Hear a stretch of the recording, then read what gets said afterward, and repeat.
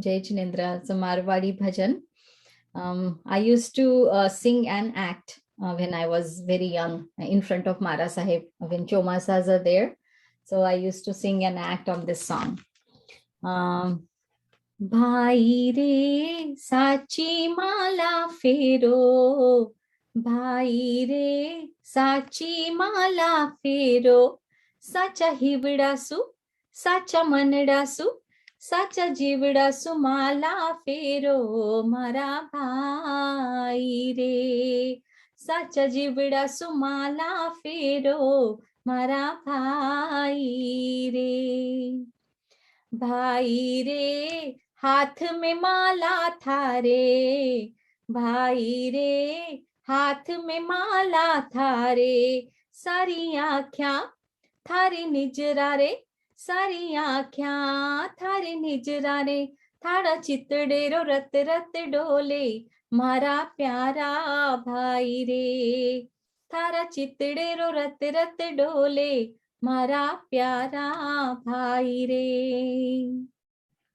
That means you have the rosary, the mala in your hand. It's mala is there, but your man, आपका मन इधर उधर भटक रहा है. That's what it means. Now, भाई रे आसन स्थिर नहीं थारो, भाई रे आसन स्थिर नहीं थारो, थे तो पल पल थे तो क्षण क्षण, थे तो झट झट आसन बदलो मारा प्यारा भाई रे, होते तो झट झट आसन बदलो मारा प्यारा भाई रे। भाई रे साची माला फेरो, भाई रे साची माला फेरो, साचा हिवड़ासु साचा मनडासु और साचा जीवड़ासु माला फेरो मारा प्यारा भाई रे। भाई रे माला में मनडो नहीं लागे, भाई रे माला में मन नहीं लागे, कदी माला कदी कपड़ा कदी घड़ी घड़ी घड़िया देखो मारा प्यारा भाई रे, ओ कभी घड़ी घड़ी घड़िया देखो मारा प्यारा भाई रे। भाई रे काच में मुंडो निखरो, भाई रे काच में मुंडो निरखो, थारी चेतना ने थारी आत्मा ने थारा ज्ञान ने क्यों नहीं निरखे मारा प्यारा भाई रे, ओ थारी चेतना ने थारी आत्मा ने थारा ज्ञान ने क्यों नहीं निरखे मारा प्यारा भाई रे। भाई रे साची माला फेरो, साचा हिवड़ासु साचा मनडासु साचा जीवड़ासु माला फेरो मारा प्यारा भाई रे, साचा मनडासु माला फेरो मारा प्यारा भाई रे। Last stanza I am going to sing it again. देखिए अगर आपको इसका अर्थ अच्छे से समझ में आता है कि भाई रे काच में मुंडो निरखो, भाई रे काच में मुंडो निरखो, थारी चेतना ने थारी आत्मा ने और थारा ज्ञान ने क्यों नहीं निरखो मारा प्यारा भाई रे, थारा ज्ञान ने क्यों नहीं निरखो मारा प्यारा भाई रे। बहुत अच्छा बहुत अच्छा। ये गुरुदेव इज हियर। अजय भाई आप आ गए हैं? जी गुरुदेव is here, I can see Gurudev. Ji ji let me गुरुदेव जी। अजय भाई को भी मैंने बोला था कि अभी आई थिंक ही मथे वंदनामि साहब जी। मथे वंदनामि इच्छामि खमासोणो वंदी हूँ जावड़ी के निसी है मथे वंदनामि। इच्छामि खमासोणो वंदी हूँ जावड़ी के निसी है मथे वंदनामि। इच्छकार सुहोराई सुख तप शरीर निरामद सुख जन जात्रा निर्वो ओछो जी स्वामी साता छे जी। जय गुरु गोसाई। भात पानी नो लाभ देसो जी। इच्छामि खमासोणो वंदी हूँ जावड़ी के निसी है मथे वंदा इच्छा कारण संदेश भगवान अबूक्षमी अभ्यंतर रायम खामे आमेन इच्छम खामे भी राय जंकिंची आर्पत्यम परपत्यम भक्ति पाणे विनय वेळावच्चे अलावे सलावे उच्चासने समासन अंतर भाषा ओगड़ी भाषा जंकिंची मज विनय परिणाम सोम वायरोबा तुबे जानो अहम न जानामि तस्य विच्छामि बहुत बहुत धन्यवाद इच्छामि क्षमा समनो वंदी उजावणी जाय निसियाय मथेन वंदा इच्छा कारण संदेश भगवान वायना संदेश संदेश इच्छा इच्छामि क्षमा समनो वंदी उजावणी जाय निसियाय मथेन वंदा इच्छा कारण संदेश भगवान वायना लेसु इच्छा इच्छामि क्षमा समनो वंदी उजावणी जाय निसियाय मथेन वंदा इश्कारी भगवान बसाई करी वायना प्रसाद करासो जी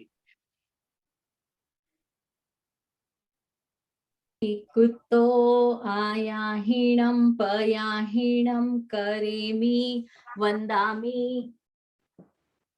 नमं स्वामी सत्कारेमि सम्मानेमि कल्याणं मंगलम देयं चेयं पजवा स्वामी मथेन वन्दामि तिकुतो आयाहीणं पयाहीणं करेमि वन्दामि नमं स्वामी सत्कारेमि सम्मानेमि कल्याणं मंगलम देयं चेयं पजवा स्वामी मथेन वन्दामि तिकुतो आयाहीणं पयाहीणं करेमि वन्दामि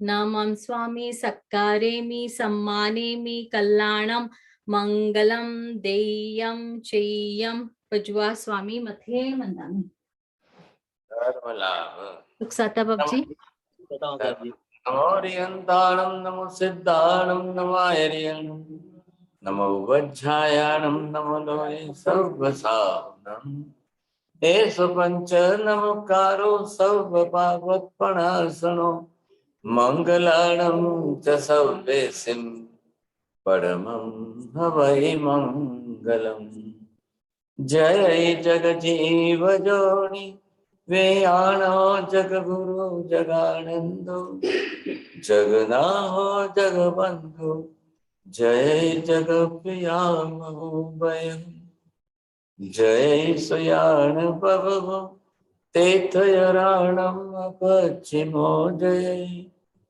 जय गुरुलोगाणम् जय महप्पा महावीर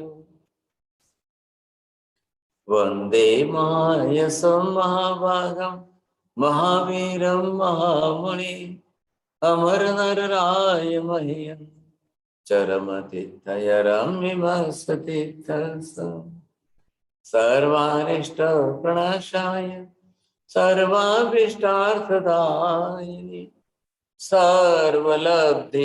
सर्वलब्धिनिधानाय श्री गौतम स्वामिने नमः श्री सुधर्मा स्वामिने नमः अज्ञानतिमिरान्धनं ज्ञानं जनशलाकया नेत्रमुन्मीलितं येन तस्मै श्री गुरवे नमः धर्मलाभ बहुत मथेन मम्मा जी पढ़ते सुख साथा शासनपति भगवान महावीर स्वामी के चरणों में कोटिशाह वंदन करते हुए हमारे सभी के श्रद्धा के प्रतीक प्रातः स्मरणीय परम पूज्य गुरुदेव श्री अरुण विजय जी महाराज साहब के चरणों में कोटिशाह वंदन करते हैं और आज के सेशन की शुरुआत करते हैं। आई गेस विजय भाई यू हैव अ क्वेश्चन।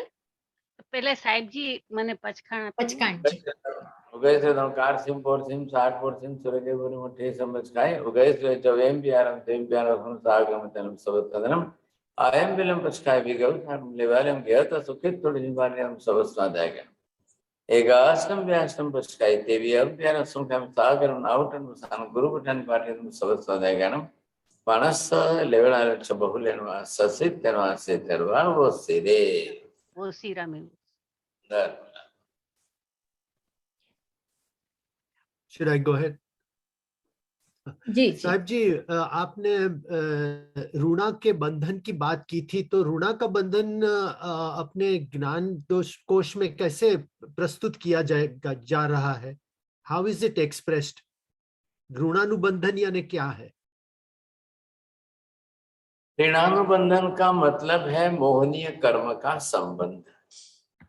इन जीवों के साथ किस प्रकार का आपका पूर्व जन्म का या वर्तमान काल का कैसा मोहनीय कर्म का संबंध रहता है, चाहे पिता पुत्र का हो, चाहे बाप बेटे का हो, चाहे भाई भाई का हो, चाहे भाई बहन का हो, चाहे पति पत्नी का हो।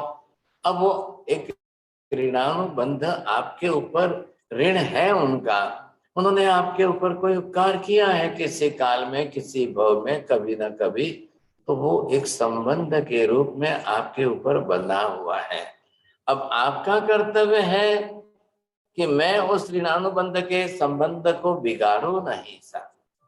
अगर मान लो कोई आकर कहे कि आपके फादर के साथ हमारा ऐसा अच्छा रिलेशन इस प्रकार का था, आपके ग्रैंडफादर के समय में हमारा ऐसा, तो ऐसे जेंटलमैन एक आपकी जो है सज्जनता है कि आप उनके संबंधों को तोड़े नहीं, बिगाड़े नहीं, या राग द्वेष या क्लेश कसाय करके उनको ज्यादा खराब ना करें। बहुत अच्छी बात है भाई साहब, आइए पधारिए, स्वागत है आपका, आप खुशी से पधारिए। अब उन संबंधों को फिर से आप जो है निभाने की, बढ़ाने की, चलाने की, रखने की अपनी तरफ से पहल करके देखिए साहब, कोई ज्यादा तो नुकसान नहीं हो रहा है आपको। तो ऐसी स्थिति में अगर किसी प्रकार के ऋणानुबंध किसी न किसी के साथ के है तो जोड़ के रखिए। अब मान लो कि आपके कर्म संजोग कोई आए और कर्म संजोग विपरीत हो रहे हैं, उनके साथ के संबंध बिगड़ रहे हैं, फिर भी आप बचा के रखिए, सुरक्षित रखने की कोशिश करिए। ख्याल है कि नहीं, बिगाड़ना नहीं है, क्योंकि राग में से जब द्वेष में बदल जाएंगे तो फिर आगे भव बढ़ जाएंगे सब, तकलीफ ये है। तो राग के अंदर एक सीमित मर्यादित समय का है, किसी ने 2-4 पीढ़ी से आकर आपके संबंधों को जोड़ने की कोशिश की है, उसने मात्र से संबंध आपने रख दिया तो कोई तार नहीं। साहब जी, गुरु शिष्य का संबंध क्या ऋणा का बंधन है? गुरु शिष्य का संबंध तो नहीं, ऋणानुबंध का नहीं है, लेकिन फिर भी जब गुरु के प्रति शिष्य समर्पित हो जाए, उनके भाव श्रद्धा बढ़ जाए, आखिर गुरु का उपकार तो बहुत है ना। अब वो अपनी श्रद्धा बनाकर उनके भी उपकार में से उऋण नहीं होना चाहता हो तो वो भी उसी भाव में आ जाएगा। संसार के अंदर सांसारिक संबंध है और यहाँ त्याग के पश्चात के सद्भाव के संबंध है, इतना भी रह जाए तो अच्छी बात है। तो जैसे कि कोई कहते हैं कि जैसे हम यहाँ आपके पास आए हैं तो हमारा ऋणा का बंधन होगा, ये अच्छा? ऐसा जरूरी नहीं है कि आप बैठा, ख्याल है जी जी नहीं है। आज नया सद्भाव है, आपको सीखने को मिल रहा है, आपको समाधान मिल रहा है, आप समझ रहे हो, आप जान रहे हो, तब जाकर के इस बात को आप बड़े पैमाने पर लीजिए। कल हम सब इसके साथ बोल लेंगे, सबके साथ ऋणानुबंध है, ऐसा नहीं होता है। जी जी, थैंक यू स्मरण साहब जी। Is Rashmi aunty here? I guess उन्होंने टेक्स्ट किया था कल। रश्मि aunty, you have a question, right? Yeah, I'll go. Go ahead. Yeah. So, गुरुदेव, मेरा प्रश्न यह है कि श्वास और आयुष्य से संबंध है कि हम लोग हमारा रेस्पिरेटरी रेट 16-18 होता है, खाचबे का 4-5 होता है। जो सदे हुए योगी होते हैं वो लोग भी कुछ 2-5 ब्रेथ कर लेते हैं 1 मिनट में। तो और यहाँ पर अगर जिम में जाओ तो वो लोग रेट इंक्रीज और डिक्रीज करने का बोलते हैं। और ऐसे चलते फिरते हम ये भी सुनते हैं कि जितनी श्वास लिखी होगी उतनी ही होगी, आयुष्य उतना ही होगा। तो इन सब का रिलेशनशिप क्या है? I think so you are the newcomer person. नहीं, मैं हमेशा सुनती हूँ, बट मैं लाइव ज्वाइन नहीं कर सकती हूँ हमेशा। टुडे यू हैव, आज आपने विंडो ओपन की है इसलिए पूछ रहे हो। मैंने कहा अगर आपने हमेशा सुना है तो फिर आपने क्यों ऐसा प्रश्न किया? फिर भी थोड़ा कंफ्यूजन था, सॉल्व हो गया था, फिर भी आपने सब आयुष्य का बंध वगैरह सब समझाया, फिर भी थोड़ा साइंस से लेके कि रेस्पिरेटरी रेट और ये सब how does it work into our आयुष्य। अब ये जरूर आप देखिए कि जैसा आपका आयुष्य के बारे में है तो ये हमारी आत्मा के अंदर जो है जिस प्रकार से कर्म तो बंधा हुआ है। मैंने एग्जाम्पल दिया था कि आयुष्य के अंदर आपने अपनी तरफ से जिस प्रकार का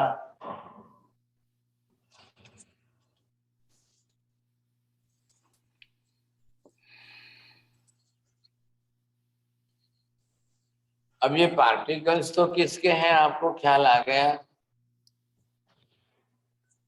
ये जो पार्टिकल्स है वो सिर्फ आपके किसके हैं? आयुष्य कर्म के पार्टिकल्स, कार्बन वर्गणा है ऐसा। तो यहाँ पर आपको ये ख्याल आ जाएगा कि जिस प्रकार की ये वर्गणा है, अब धीरे धीरे धीरे धीरे आप जिस तरह से इसको श्वास में उपयोग में ला रहे हैं, अब जिस तरह से ला रहे हो तो कभी आपने थोड़ी देर के लिए प्राणायाम किया तो परसेंटेज ज्यादा निकले। अब लेकिन प्राणायाम के बाद में फिर वापस जब नॉर्मल हो गया तब क्या हो गया? अगर आप नींद में हैं तो नींद में तो कोई प्राणायाम कर ही नहीं सकते हैं। नींद में आपसे near about 6 hours 7 hours what ever it में भी, तब फिर वापस वो नॉर्मल ही हो जाता है। मान लो कि आपने स्टेप चढ़े और स्टेप चढ़ के आए, तब आपने जो है इंक्रीज किए थे आपके, लेकिन फिर आकर के बैठने के बाद 10 मिनट के अंदर फिर वापस वही लेवल आ जाता है। तो यहाँ पर आपको लंबा ज्यादा फर्क नहीं पड़ता है। 1 घंटे जिम में जाकर जिसने भी किया है, जितने प्रमाण में किया है, अब वो फिर आकर के रेस्ट करेगा तो फिर नॉर्मल होने वाले हैं। सवाल ये आयुष्य कर्म है। अब ये आपका रेगुलर बन जाता है तो इसके अंदर क्या है, कोई एज ग्रुप के साथ जो है कोई संबंध नहीं है। एज हमने कैसे गिनी है इसकी? यहाँ से ये 0 है। अब ये आपने बढ़ते बढ़ते 10 20 30 40 50 60 70 80 90 100, अब ये आपका 100 बरस का है। क्या फर्क पड़ेगा इसके अंदर? 100 दिन का भी फर्क पड़ेगा क्या? 100 बरस के इतने लंबे आयुष्य के अंदर 100 दिन का भी कोई इतना लंबा फर्क नहीं है। वो अपनी तरह से श्वासोश्वास के आधार पर जीवन जी रहा है। तो श्वासोश्वास ब्रीदिंग सिस्टम एक माध्यम है, इसमें से पार्टिकल्स बाहर निकलते जाए। अब जिस तरह से इसमें से पार्टिकल्स निकलते जाएंगे, अब इसमें से आपका इतना कम हुआ, कल आपका इतना बड़ा कम हुआ, अब ऐसे कम करते करते जिसका जितने प्रमाण में कम होता जाएगा तो ये आप धीरे धीरे रेगुलर रूटीन में कम करते जाए। अब इसमें कोई ऐसा नहीं है आप ये सोचिए कि भाई जितना लिखा हुआ है उसमें क्या फर्क पड़ेगा, ऐसा नहीं है। कौन लिखता है? अभी किसने लिख करके आपको भेजा है? ऐसी कोई बात है क्या लिखने वाले की? वो कोई बात ही नहीं आ रही है साहब। तो करता तो सिर्फ जो है वो अपनी तरह से चेतन आत्मा ही है। अब आत्मा ने जो जिस तरह से जैसे कर्म बांधे हैं वो है। अब ये कर्म हमारा इतना अगर सॉलिड है तो इतने सॉलिड होने के कारण इतना जल्दी छोटे छोटे एक्सीडेंट में नहीं टूटता है। हल्के छोटे छोटे एक्सीडेंट हुए उसमें आयुष्य टूटता नहीं है। जब कोई हैवी एक्सीडेंट, कोई भारी एक्सीडेंट, जिस समय आपके हार्ट के ऊपर ही प्रेशर आ जाए और आयुष्य टूट जाए, तब आयुष्य टूट सकता है, तब संभावनाएं बन जाती है। तो उस समय आप क्या कहेंगे? अभी आयुष्य आपका कहाँ टूटा है? Either at the age of 50 या 60, अब या 70, अब आपका कहाँ टूटा है? जिस समय टूटेगा पूरा, कुछ भी बचने वाला नहीं है इसमें से। अभी जिस समय भी टूटेगा तो पूरा टूटेगा। कोई एक्स्ट्रा नहीं। अब ये कोई नहीं कह सकता है कि जब तिथि लिखी हुई थी, जो दिन लिखा हुआ था, तो चौथ लिखी है तो पांचम नहीं होगी, एकम लिखी है तो दूज नहीं लिखी। ये भ्रामक मान्यताएं निकाल दीजिए सर। आयुष्य के साथ में आपके अंदर कई प्रकार के डाउट जो है वो only due to the blind faith है। तो ब्लाइंड फेथ के कारण अगर उस प्रकार की समस्या है तो आप उसको निकालने की कोशिश करिए। अब यहाँ तो शास्त्र है ना, आगम है, सिद्धांत है, कर्म ग्रंथ है, उसमें से बेसिक सिद्धांत अगर आप समझ लेते हो तो फिर आपको उसके अंदर ब्लाइंड फेथ या सुनी सुनाई बातों को इधर उधर की मानने की आवश्यकता नहीं रहती है। तो न तो कोई आयुष्य बढ़ने की संभावना तो बिल्कुल नहीं है साहब। आपने प्राणायाम कर लिया या आपने ये खा लिया या च्यवनप्राश खा लिया तो आयुष्य बढ़ने के तो चांस कोई नहीं है सब, किसी के नहीं बढ़ते, महावीर स्वामी के भी नहीं बढ़ा। अब रहा सवाल कि कोई टूटने के चांस, तो टूटने के अंदर सबसे बड़ा कारण है अगर कोई आपका एक्सीडेंट होता है या कोई अटैक आ जाए साहब, तो ये अगर कोई आपका एक्सीडेंट हो जाए और ये कोई आपके ऊपर अटैक आ जाए तो अगर आयुष्य टूटना है तो टूट सकता है।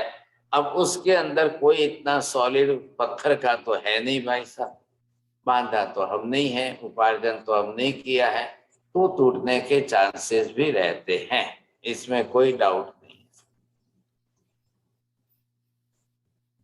गो अहेड विजय भाई। अगर किसी को ना हो तो प्रश्न। हाँ कोई नहीं है अभी। साहब जी, आपने उपक्रम में दो चीज बताई थी, तो ये संथारा और अनशन, ये दोनों हमारे ही उपक्रम है, बाहर से नहीं आते लेकिन हम खुद लाते हैं, तो क्यों लाते हैं फिर? उनके जो उन्होंने अपनी एक रिलीजियस माइंड बनाया है, संथारा के अंदर हम जो है अपनी तरह से समाधि भाव में रह करके आयुष्य को पूरा कर लें, तो उसमें भी आहार का ही निर्बंध है ना, या रोग के कारण है तो आयुष्य टूटना तो है ही, चाहे वो संथारा करके स्व इच्छा से तोड़ रहे हैं, ये एक्सीडेंट अटैक बाहर से आ रहे हैं और ये आपने खुद ने अपने खड़े किए हुए हैं, तो संथारा के अंदर आपके भाव हैं, जरूर करिए, कोई ना नहीं है, आप खुद ही अपना आयुष्य पूरा करोगे। लेकिन भरत साहब जी, इतना आयुष्य को इतना प्रेशियस माना जाता है कि आयुष्य इतने मतलब ये मनुष्य जन्म हमें इतने वो करके मिला है, तो हम खुद ही क्यों उसको नष्ट करें उपक्रम से? उसका क्या सदुपयोग नहीं किया जा सकता उतने भी काल तक?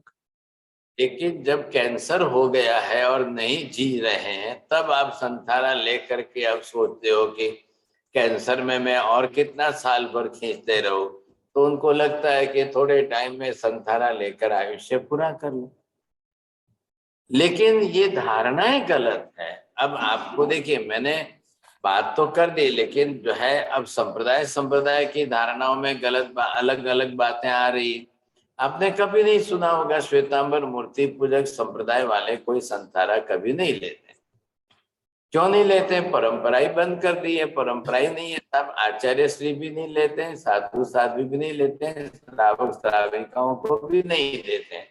अब इसका सबसे बड़ा कारण क्या है कि शास्त्र में जो संथारा लिखा है आगम के अंदर पहला सूत्र में, तो वहां उनको लिखा है कि क्या उनको आत्मा और देह का भेद ज्ञान है, और वो आत्म ध्यान कर सकते हैं, वो देह भाव से ऊपर उठ चुके हैं। अब ये सारी बातें क्यों कि एक बार संथारा लेना तो बहुत आसान है, लेकिन बाद में जब आर्त ध्यान बढ़ जाएगा तो गति बिगड़ जाएगी। अब उनको मेडिटेशन आता है कि नहीं आता है, और कौन सा मेडिटेशन आता है? आजकल जो बाजारू मेडिटेशन हो गए, वो डीप ब्रीदिंग को मेडिटेशन कह रहे हैं, वो विपश्यना को मेडिटेशन कह रहे हैं, वो प्रेक्षा को मेडिटेशन कर रहे हैं, वो श्वास के आने जाने को मेडिटेशन कह रहे हैं, वो आना पाना सत्य को मेडिटेशन मान रहे हैं। कोई कह रहा है कि भाई अगर दर्द हो रहा है, वेदना पीड़ा होती है, तो उसको साक्षी भाव में देखते रहो, इसको मेडिटेशन कह रहे हैं। कोई कह रहे हैं कि just to stop the thoughts that is meditation. अब ये सब इसके साथ कोई संबंध नहीं रखती है, इसको मेडिटेशन कहते ही नहीं है। मेडिटेशन की सिर्फ एक ही सिंपल डेफिनेशन है कि आप देह भाव को सर्वथा भूल जाए, विस्मरण करें और आत्म भाव का सतत स्मरण बना रहे, वो मेडिटेशन कर्म की निद्रा करा सकता है। ये बात आपको समझनी चाहिए। लेकिन अब आजकल लोगों ने, क्योंकि न तो आत्मा का ज्ञान है, न आत्मा की समझ है, न आत्मा के बारे में कुछ जानते हैं, और फिर लोगों से इधर उधर सुनाई बात को वो पकड़ के रखते हैं। मैं तो विपश्यना करता हूँ, मैं तो प्रेक्षा करता हूँ, मैं तो स्वास्थ्य निरीक्षण करता हूँ, मैं तो, अब इन सब के कारण जो है उनके कोई ध्यान धारा बढ़ती नहीं।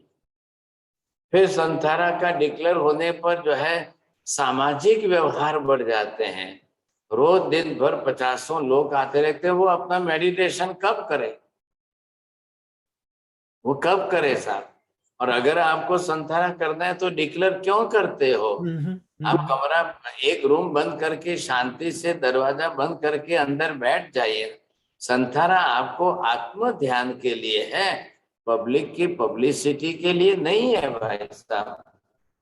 अब कई प्रश्न हैं, कई प्रकार के कारण हैं, और जब आपको न तो आत्मज्ञान है, न ज्ञान का ज्ञान है, न तत्वों का ज्ञान है, तब ऐसे कोई सम्यक दर्शन का आज दिन तक देखिए। बस एक बात है कि डॉक्टर ने कह दिया कि अब नहीं जिएंगे साहब, अब ये 3rd स्टेज का कैंसर है, already it is spread in the body, नहीं अब सब दबाव डालेंगे, ले लो आप संथारा ले लो, नहीं अब आप संथारा ले लो। अरे क्या संथारा, जो वो वैसे ही कैंसर की वेदना को सहन नहीं कर पा रहा है और फिर उसमें आप उसको संथारा दे दो, तो उसका तो कल जीवन बिगड़ जाएगा ना, जन्म बिगड़ जाएगा। अब क्या है कि ऐसी बातें मैं बोलूं तो फिर आप कहोगे सांप्रदायिक बात हो जाती है, सांप्रदायिक की हो जाती है। मुझे इसमें नहीं जाना है, लेकिन ये आज के तरीके में ये सबसे बड़ी बात, जिसको संथारा लेना है बिना रोग बीमारी वाले ले, कोई रोग नहीं है, कोई बीमारी नहीं है, कोई डॉक्टर ने नहीं बोला है कि आपको कैंसर है और 2-4 महीने में मर जाओगे, किसी ने कुछ भी नहीं बोला है। आप स्वस्थ हो, स्वस्थ शरीर वाले हो, और आपने 2 साल 5 साल मेडिटेशन किया हो, अध्यात्म ज्ञान हो, वेद ज्ञान बना हो, आत्मा शरीर से सर्वथा भिन्न है, शरीर आत्मा नहीं है, आत्मा शरीर नहीं है, बिल्कुल दोनों सर्वथा एक दूसरे से भिन्न है। मैं सतत आत्म ध्यान में रहता हूँ, मुझे अब देह भाव की कोई चिंता नहीं है। ऐसे व्यक्ति साधक की परीक्षा करिए कि वो कैसा ध्यान करता है, फिर उसको संथारा जरूर दीजिए। लेकिन ऐसे कोई 2-4 साल भी ध्यान किया ही नहीं कभी, मात्र डॉक्टर ने डिक्लेयर कर दिया कि भाई he will be no more, you see, and having the too much complications of heart, you see, heart is enlarging also, और हार्ट में ये प्रॉब्लम। अब आप उसको प्रेशर करो संथारा ले लो, तो वो क्या करेंगे, सोचो कैसे। फिर वो वेदना, इधर कैंसर की पीड़ा और इधर भूख की पीड़ा, इधर शरीर की वेदना, और फिर जो है वो नहीं कर पाएंगे, तब लोग क्या कहेंगे, सोचिए आप। कौन सोचता है इसके बारे में? लेकिन चल रहा है, वो चल रहा है। अब एक समुदाय ने अपनी परंपरा चलाई है, वो चल रही है, दूसरे संप्रदाय ने बंद ही कर दिया, निषेध कर दिया है, साफ निषेध कर दिया है, बिल्कुल नहीं लेना है, कोई नहीं करेगा संथारा। अब जिस संप्रदाय के अंदर चल रहा है वो चल रहा है। साहब जी, इसका मतलब ये हुआ कि आपकी जब तक क्षमता हो उस संथारा लेने की, तब तक में ले लेना चाहिए, नहीं कि वेदनीय कर्म बढ़ गया है, आप वेदनीय वेदन बढ़ गया है जैसे कैंसर का, तो उसके हिसाब से वो लॉजिक से लेना उचित नहीं है, क्योंकि आपका ध्यान भी नहीं लग सकता और अर्थ ध्यान में चले जाता है। ये लॉजिक हुआ ना आपका? विजय भाई को स्पेशली कहता हूँ कि विजय भाई आज से पहले मेडिटेशन शुरू करें, 2 साल मेडिटेशन करके अपने बड़े आचार्य श्री को जाकर के मेडिटेशन की परीक्षा दे दे, और भेदक ज्ञान से बिल्कुल वो अपने आप को संसार के मोह भाव से ऊपर उठा ले। अब विजय भाई कल से संसारा शुरू कर दे तो चलेगा, लेकिन ये नहीं कि बीमारी आ गई है ले लो, ऐसा मत करना। जी जी, थैंक यू स्मारत साहब जी, खूब खूब उपकार।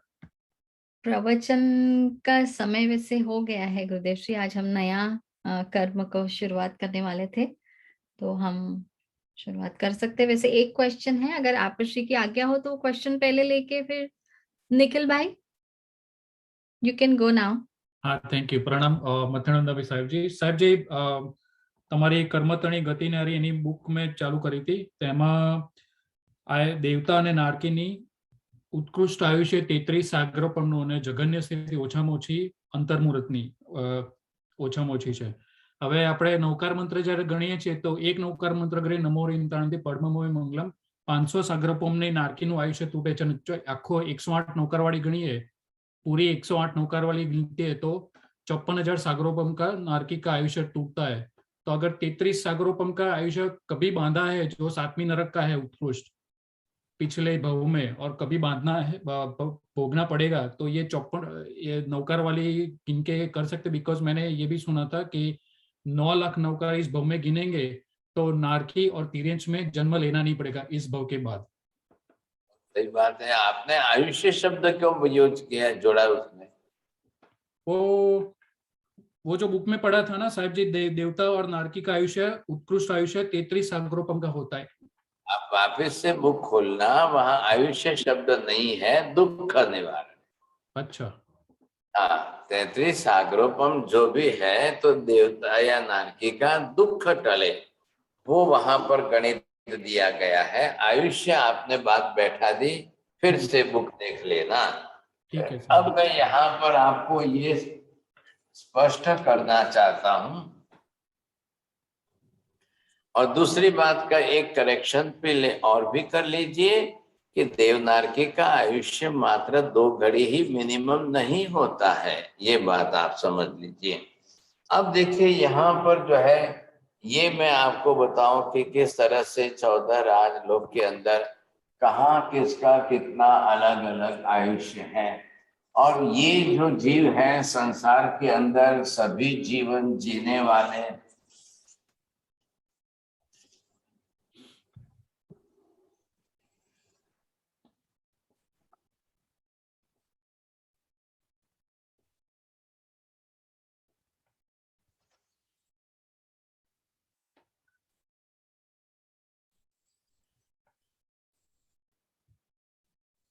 ये जो है देवलोक है, और ये जो है नरक है। तो यहां से जैसे आप नीचे उतर जाओगे, अब ये क्या है, असंख्य द्वीप समुद्र है।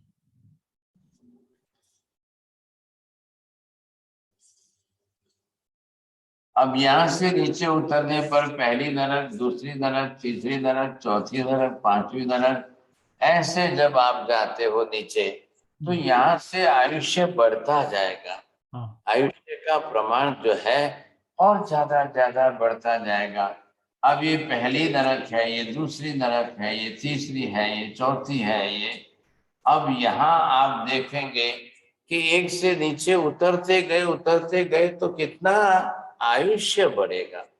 तो यहाँ पर आपने ये देखा 33 सागरोपम यहाँ 7वीं नरक के अंदर है।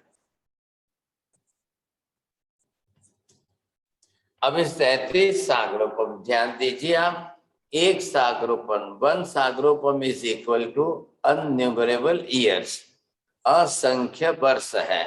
क्या लाया? अब आपको यहाँ पर अगर कोई मनुष्य पचखान करता है, नवकारशी करता है, और वो नवकार गिनता है, तो एक नवकार से 500 सागरोपम का नरक का दुख दूर होता है। दुख। अच्छा, वहां दुख प्रमाण में कितना है, दुख का प्रमाण कितना है, ये बताया गया है। अब दुख कितने प्रमाण में है, कितना लंबा चौड़ा दुख है, तो नरक के दुख तो आप जानते ही हो, समझे कि नहीं। तो ऐसे में अगर ये जीव नरक में जाता है तो वहां पर तो दुखी होने ही वाला है। आपको क्या लग रहा है? ये तो 33 सागरोपम है, और यहाँ तो एक ही नवकार के अंदर 500 सागरोपम का प्रमाण बता रहा है। तो जरा एक बार वो भी आप जो है, मैं आपको कैलकुलेशन लिखाता हूं कि आप कैसे नवकार के हिसाब से आप करेंगे। तो ये यहाँ पर बनाया है, एक पद के हिसाब से, एक अक्षर के हिसाब से अगर आप देखने जाए गणित, तो जो अक्षर के हिसाब से नवकार एक अक्षर पावम फेड़े सत्य सैराई, तो एक अक्षर के हिसाब से 7 सागरोपम का गणित किया है। अब नवकार में कुल अक्षर कितने हैं? 68। 7 से गुणाकार करिए, कितना आ रहा है?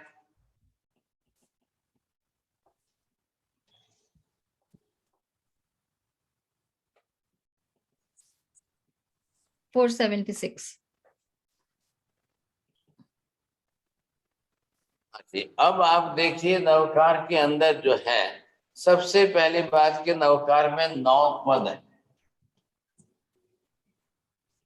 फिर 8 संपदा है, और 7 गुरु अक्षर है।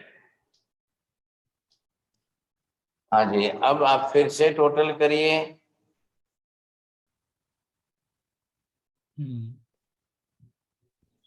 24।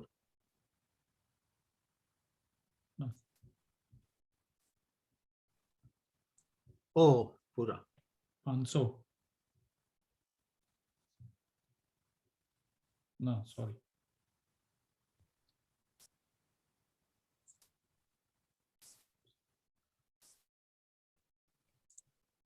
500। 500 सागरोपम।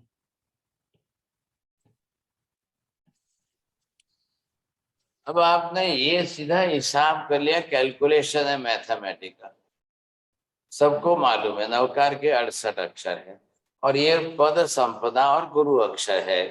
जो सिद्धानम डबल थ आया कि नहीं, हाँ। वो ये गुरु ऐसे अगर आप, तो ये जॉइंट अक्षर जो है।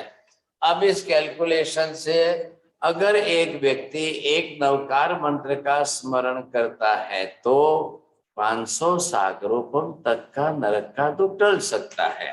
अब मान लो कि आपने 108 नवकार गिने, अगर आप कह रहे हो कि 1.25 लाख गिने, अगर आप कहते हो 9 लाख गिने, तो फिर कितना हुआ साहब? अगर जैसे इक्काई राठौड़ के जीव ने मृगा पुत्र की आत्मा ने जो कर्म बांधे हैं, अब वो कितनी बार नरक में जाएगा तो भी उसके कर्म पूरे नहीं होंगे। जो विपाक सूत्र आगम में महावीर स्वामी ने मृगा पुत्र के चरित्र के बारे में बताया। जैसे आप जानते हो गौशाला, अब गौशाला ने कितने कर्म बांधे, कितने, एक बार में भी वो कर्म बांधे तो उसका प्रमाण इतना है कि वो बार बार जाकर के जन्म लेगा, तब भी उसका हिसाब पूरा नहीं होगा। तो एक जीव कितनी बार नरक में जा सकता है? फिर नरक में से आएगा, फिर नरक में जाएगा, फिर नरक में से निकल के बाहर आएगा।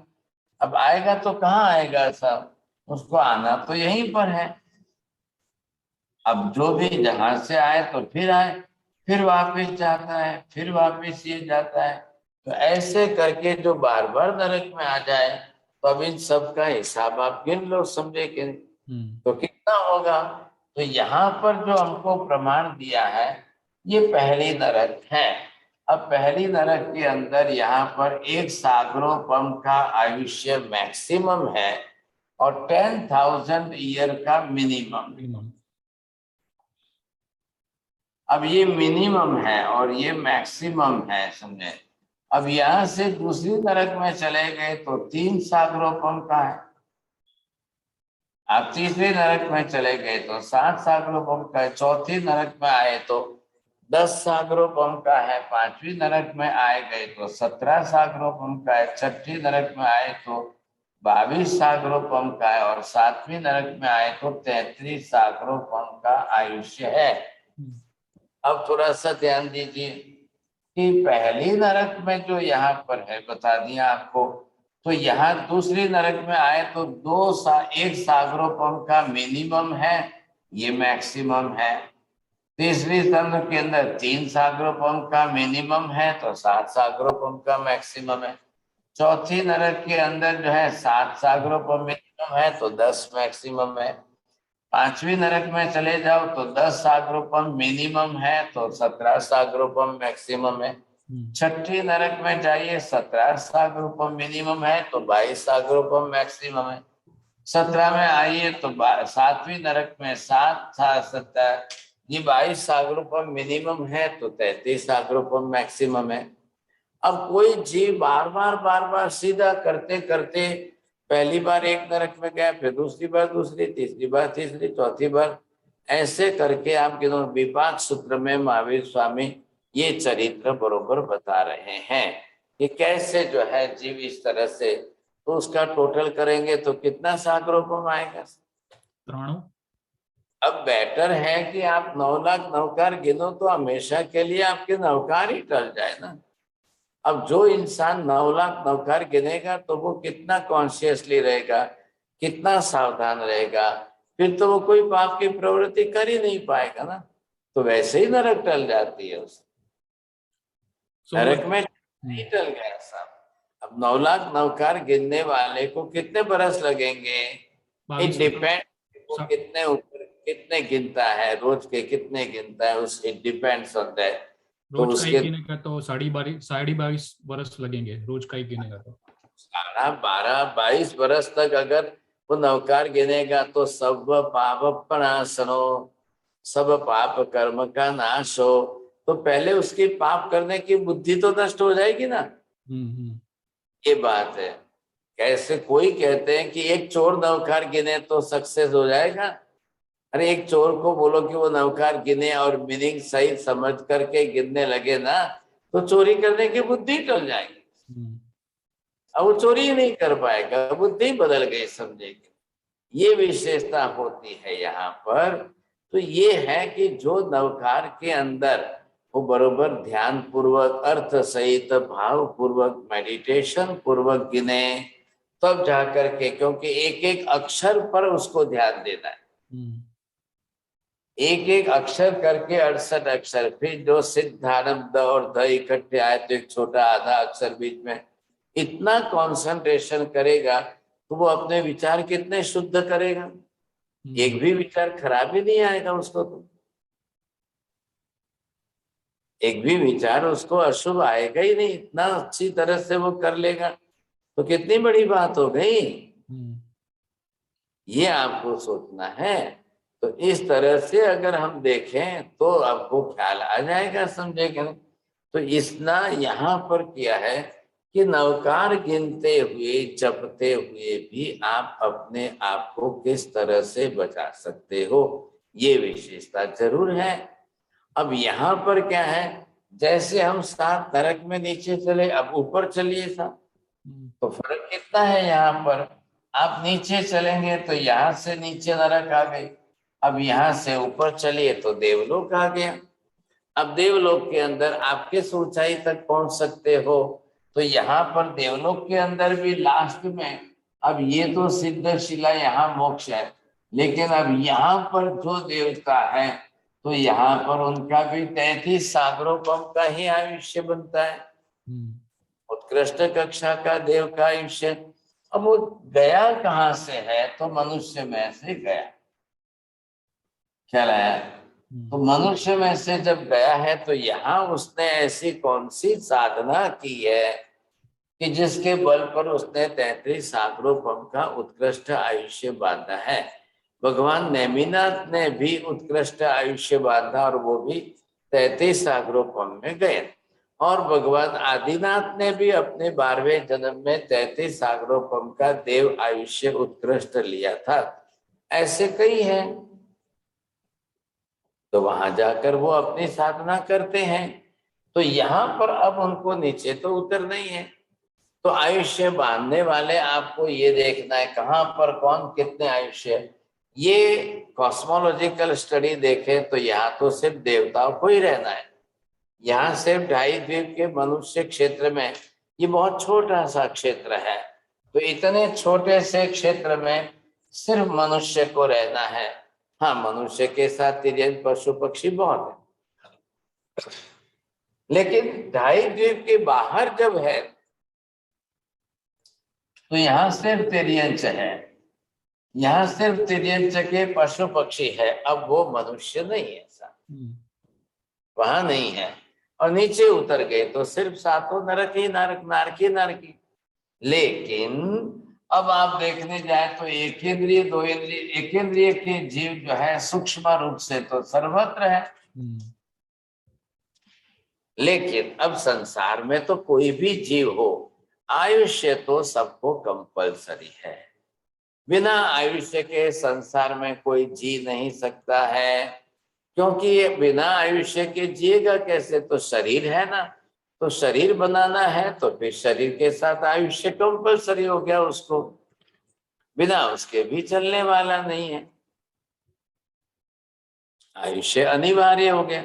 बिना आयुष्य के तो कोई संसार में जी नहीं सकता है।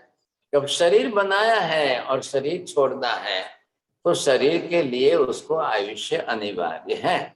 जब बनाया आपने तब कब बनाया, कितने टाइम में बनाया, कितना काल लगा है आपको, अब उसमें जीवन कितने वर्षों तक जीना है, अब आपको शरीर छोड़ करके भी तो जाना है, तो मृत्यु तो होनी है सब।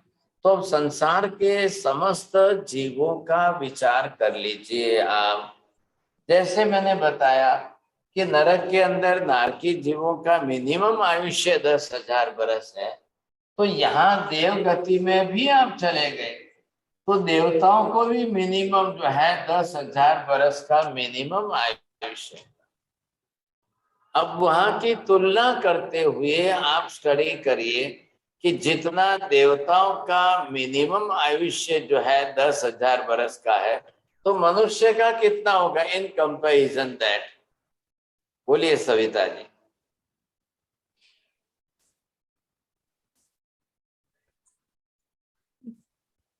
बहुत अरे कम। मनुष्य के अंदर मिनिमम आयुष्य कितना? 100, 120। अरे आप तो मैक्सिमम बोल गए। मिनिमम, सॉरी, अंतर मुहूर्त भी नहीं, समय जिसको बोलते पलक झपकने का। वो कैसे गिनना है?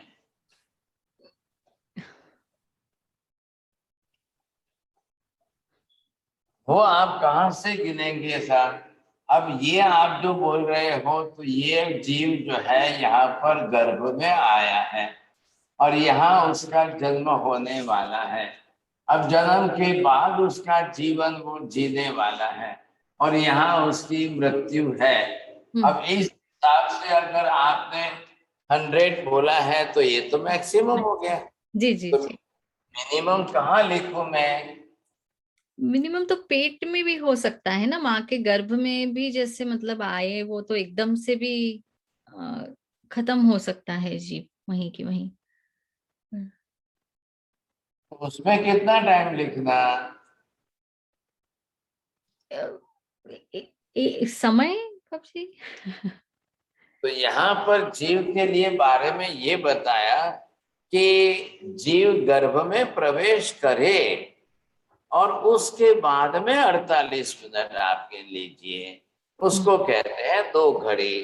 अब वो सिर्फ 2 घड़ी के अल्प काल में गर्भ में प्रवेश हुआ, ये है गर्भ प्रवेश का टाइम।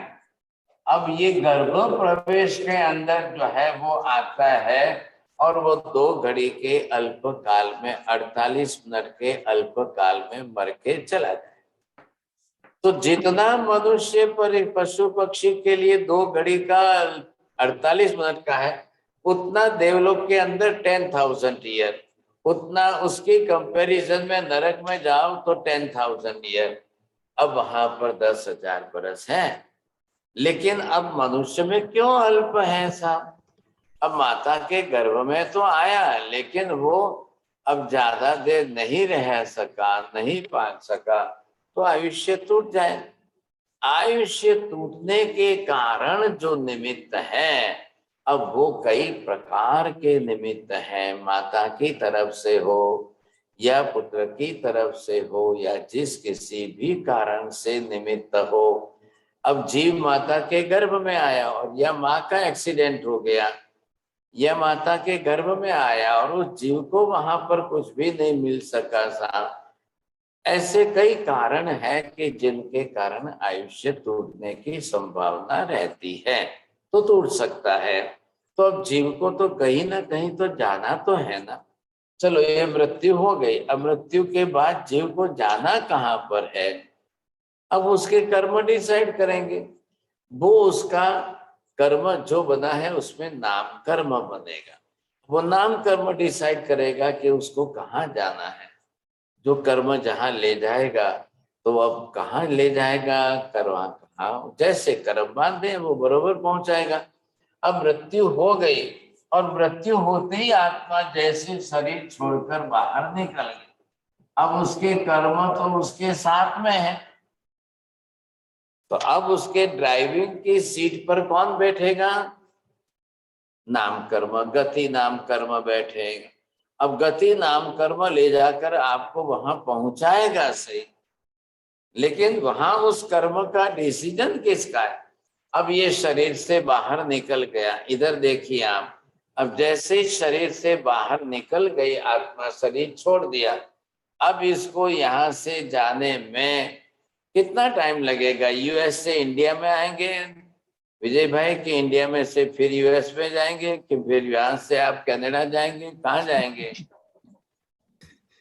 जहाँ गति ले जाएगी। गति नहीं, अब आपके कर्म जो है वो डिसाइड हो चुके हैं, क्योंकि आयुष्य छोड़ने के पहले अगले जन्म का नया आयुष्य बांधना भी इतना ही अनिवार्य हो गया। उसके पहले तो आप आयुष्य नहीं छोड़, पूरा ही नहीं होगा आपका। जब तक जीव नया आयुष्य नहीं बांधेगा वहां तक मरेगा नहीं। अब उसको बांधना तो बांधना ही है साहब, अब पहले बांधे या फिर लास्ट मोमेंट में बांधे, लेकिन बिना बांधे नहीं जाएगा। तो आयुष्य आपको लेके नहीं जा रहा है, गति नाम कर्म कहाँ ले जाएगा सब। आयुष्य तो मात्र अब इस आत्मा को इस शरीर में कितने वर्षों तक रखना है उतने टाइम का ही है, उसको ज्यादा कुछ भी नहीं देखना है साहब। लेकिन अब जीव जिस प्रकार के कर्म कर चुका है अब उसको लेके जाना है। तो क्या समझते हो आप, अब ये शरीर छोड़कर आत्मा बाहर निकलेगी और फिर यहाँ से यूएस जाएगी। अब यूएस में जाकर के पूछे साहब किसी को, ये एड्रेस बताइए भाई साहब, मुझे वाशिंगटन में जाना है, कि फिर वहां से जो है न्यूयॉर्क न्यू जर्सी में जाना है, फिर वहां से 14 स्ट्रीट में जाना है, कि वहां से मल्टी स्टोरी बिल्डिंग में, फिर वहां जाकर पूछेगा 10th फ्लोर पर कहाँ इनका घर कहाँ पर है। अब उस घर में गए तो देरानी जेठानी 2 है, तो किसके गर्भ में जाना है। अब वो इतना पूछते पूछते पूछते टाइम करे तो शायद 2 दिन लग जाएंगे।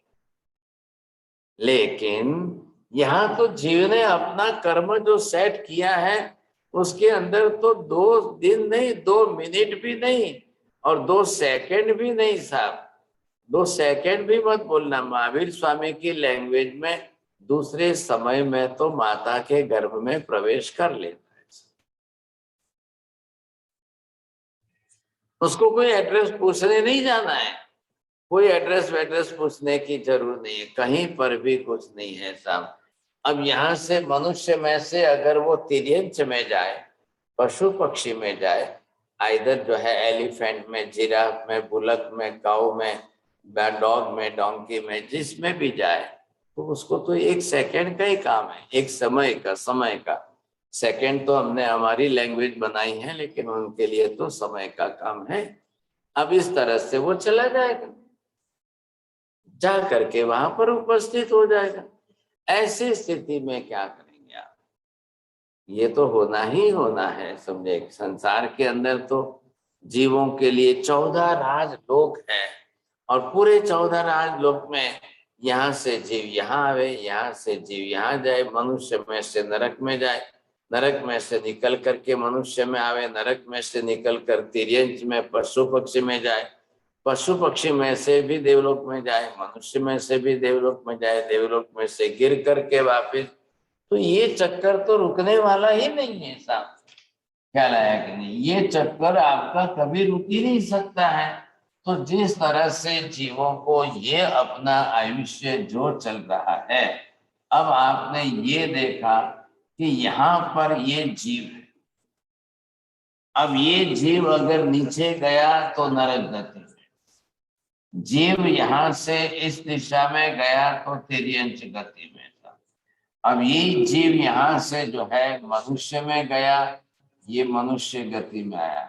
अब यहीं से जीव जो है ये इस तरफ गया तो देव गति के अंदर गया। जीव को जाना कंपलसरी है। चार ही तो गतियां हैं और जीव तो अनंत अनंत अनंत अनंत भोग कर चुका है, करता ही है सब।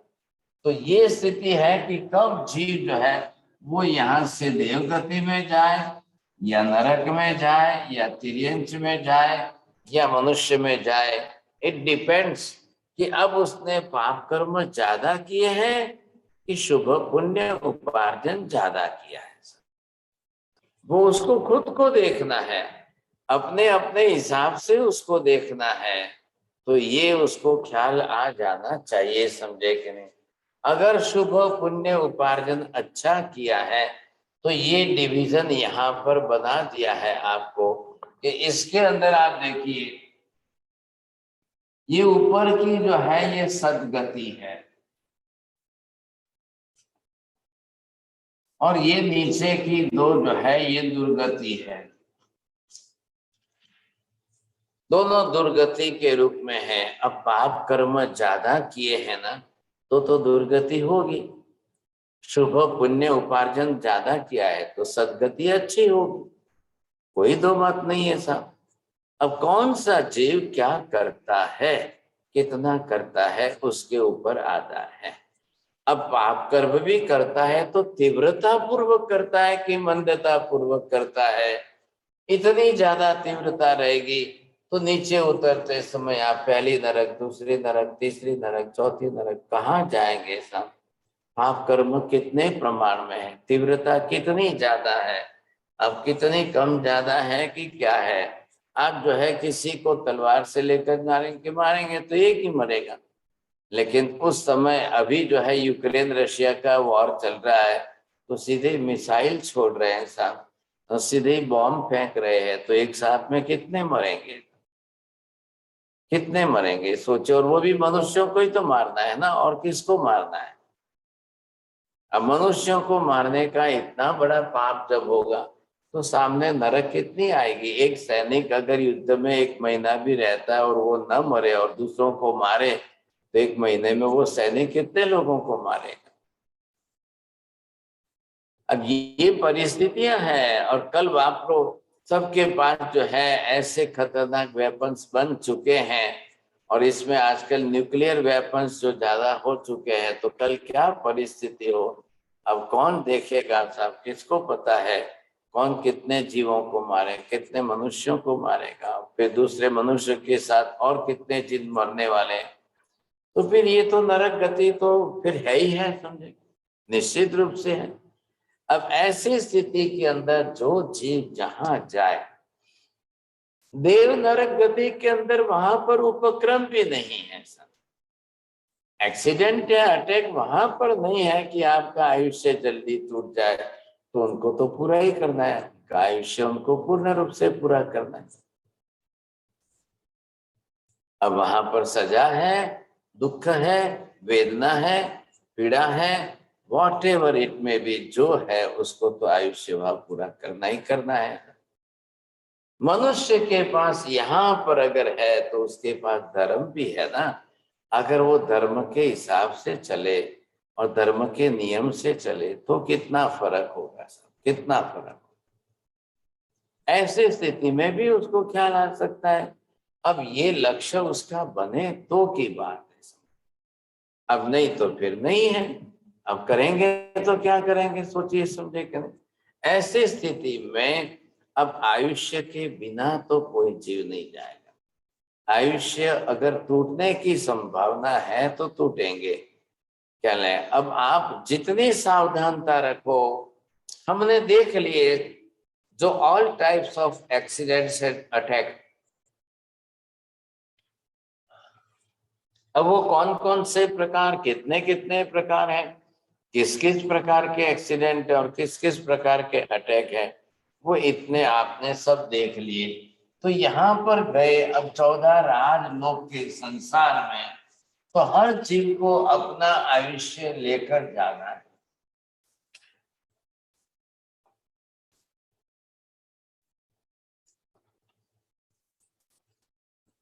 अब दूसरे भी कर्म तो बंधने ही वाले हैं, लेकिन दूसरे कर्म जो बंधेंगे उसके साथ में जीव को जो है आयुष्य कर्म भी बांधना है।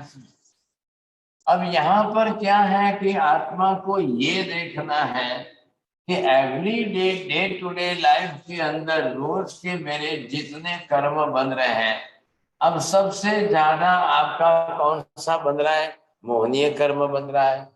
अब ज्ञानावरणीय कर्म बन रहा है, दर्शनावरणीय कर्म बनता है, अंतराय कर्म बनता है, अब नाम कर्म है, गोत्र कर्म है, और ये वेदनीय कर्म है। तो ये कर्म तो डे टू डे लाइफ में रोज बन रहा है, क्योंकि इसके अंदर कसाय है, रागद्वेष है, क्लेश कसाय के निमित्त है, तो इसका तो रोज बंद हो रहा है। इधर अंतराय कर्म आपके रोज बंद हो रहे साहब। ऐसी स्थिति के अंदर इधर दर्शनावरणीय कर्म रोज बन रहा है, इधर ज्ञानावरणीय कर्म रोज बन रहा है। अब ऐसी स्थिति में ये सब कर्म रोज के बन रहे हैं, तो यही कर्म कारणीभूत निमित्त बनेगा, तब आपका आयुष्य बनेगा।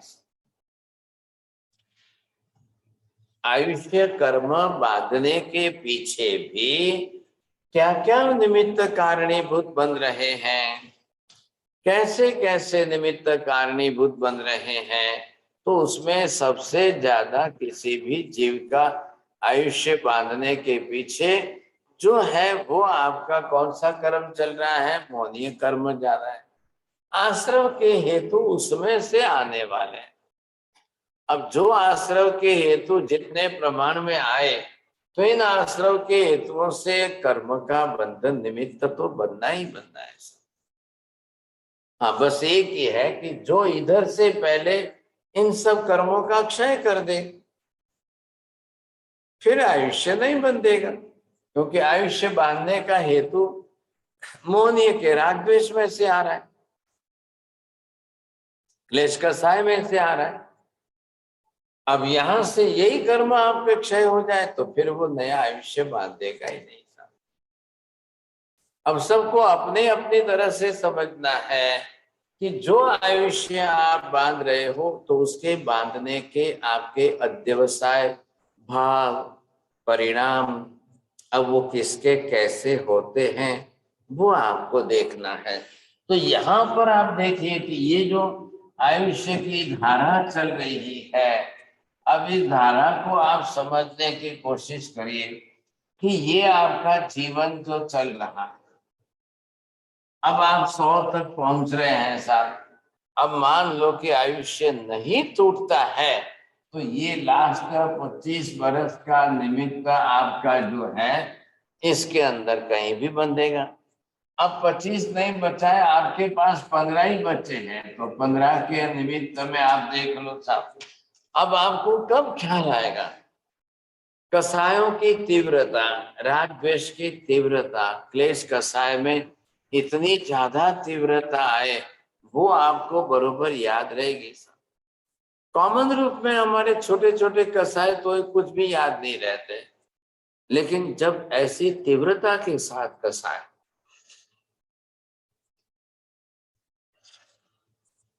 उसमें कसायों में तीव्रता भारी आ जाए और आप विवेक खो बैठे, तब आपको कसायों के कारण कितना भारी कर्म बंध होगा, कितना भारी कर्म, सॉलिड कर्म बंध होगा।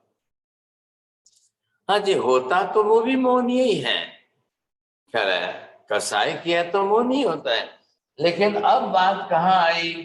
आश्रव बांधने कर, आयुष्य कर्म बांधने के आश्रव हेतु कौन से हैं, किन प्रवृत्तियों में, कैसी कर्म प्रवृत्तियों के कारण कितना आयुष्य बनता है। अब उन कसायों में, रागद्वेष में आपकी तीव्रता ज्यादा थी कि कम थी? अब क्लेश कषाय आदि आपके प्रमाण में ज्यादा है कि कम है? अब जो जितने प्रमाण में है उनका हिसाब करो, आप ख्याल आ जाएगा सब। बस बात इतनी सी है। तो अगर हमारे कषायों में तीव्रता है, या फिर आप छोड़ दीजिए कषाय बिल्कुल नहीं है और समाधि भाव में तीव्रता है, शांति भाव में तीव्रता है, आप ज्ञान ध्यान के अंदर मस्त हो और ऐसे समय में आपके भाव ऊंचे हैं, तो आपका लिए जो है फायदा हो जाएगा। वहां पर आपका ऊंचा अच्छा आयुष्य बनेगा। क्यों जी, मानते ही है ना। अभी हमने बात देखा यहाँ पर कि जो नेमिनाथ भगवान की आत्मा 9वें भव में 33 सागरोपम का आयुष्य लेकर गई, परमात्मा आदिनाथ भगवान की आत्मा 12वें भव में बिल्कुल वह 33 सागरोपम के आयुष्य वाली है। तो उन्होंने कोई प्रबल शुभ पुण्य किया है तो बना है ना, नहीं तो कैसे बनता। प्रबल कक्षा का, उत्तम कक्षा का शुभ पुण्य बना है। हर व्यक्ति चाहता है कि मुझे जब एक बार जन्म मिल जाए और मैं जन्म ले लूं तो बिल्कुल स्वस्थ रूप से अपना आयुष्य पूरा करूं। ये यहाँ पर जीव ने जो है अपनी तरह से ये जन्म लिया, लेकिन अब जन्म लेने के पहले उसको भी गर्भ में आना तो पड़ा है ना। तो ये अपनी तरह से वो यहाँ पर गर्भ में भी जब आया है तब ये अपना आयुष्य साथ में लेकर आया है।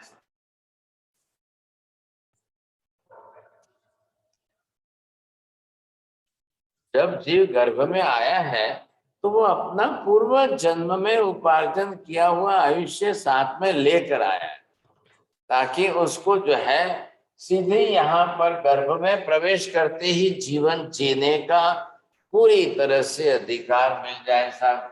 अब नहीं होवे तो ये माता के गर्भ में 9.5 महीने पूरे कैसे करना है। अगर उसके पास, जीव के पास इतना आयुष्य साथ में नहीं लेकर आवे तो ये गर्भकाल के 9.5 महीने पूरे कैसे करेगा। फिर यहाँ का आयुष्य कब बांधेगा। आप ये मत सोचना कि जन्म लेने के बाद में डिसाइड करेगा, या गर्भ में आने के बाद कोई डिसाइड करेगा, या कोई इतना आयुष्य लाकर उसको गिफ्ट में दे दे। ऐसा भी सुना होगा आपने, एक माँ कहती है लो लो भाई, अब मैं मेरे बेटे को मेरा बचा हुआ आयुष्य gift they they.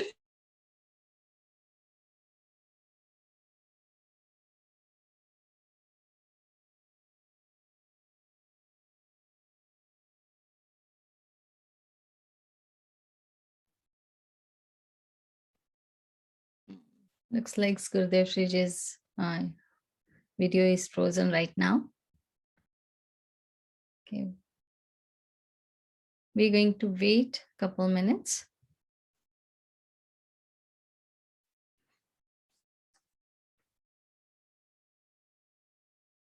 Must be some internet problem. Yeah. You can just text him, Vijay bhai, if you have his number key. He's frozen.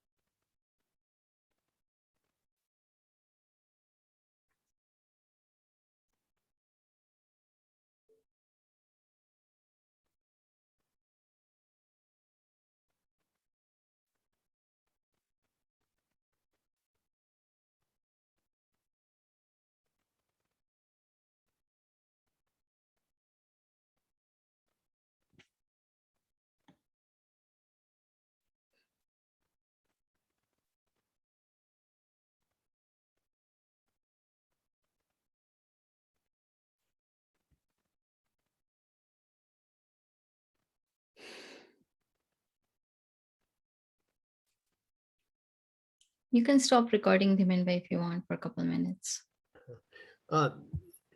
I think the lights went off, so it'll be a few minutes. It's coming back. So. Oh, acha.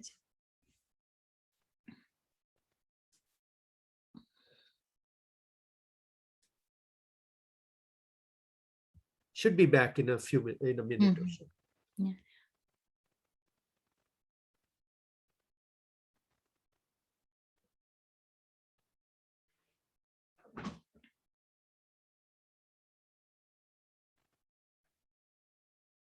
So what I'm thinking is like the Runanubandha thing we've been thinking, it's like हम एक दूसरे को समझते हैं कि कोई पुराना हमारा रिश्ता है करके इस तरह से. That's so true, right? क्योंकि हम वही जन्मते हैं और मर के तुरंत एक समय के पहले उतने समय में ही फिर से जन्म ले लिया हमने. So that means we are the same people coming and going back again and again. तो वो हर कहीं ना कहीं से इस तरह से रिश्ता जुड़ा ही है. तो इट्स लाइक इसलिए हम कभी कभी किसी को देखते से भी ऐसे लगता है कि अरे शायद बहुत नजदीक का आदमी मान पड़ता है वो, भले ही हम उससे पहले मिले नहीं हो या कुछ बातचीत भी नहीं हो, कभी देखा भी नहीं हो, बट कुछ लोग शायद बहुत दिल के करीब लगते हैं. Maybe that's the reason. That's what I'm thinking. गुरुदेव श्री बोल रहे थे तो ऐसे दिमाग में चल रहा था कि शायद इस वजह से हम बोलते हैं कि हाँ बार बार वही लोग, वही सर्कल हर जन्म में. That is so true. Yeah, that's another thing.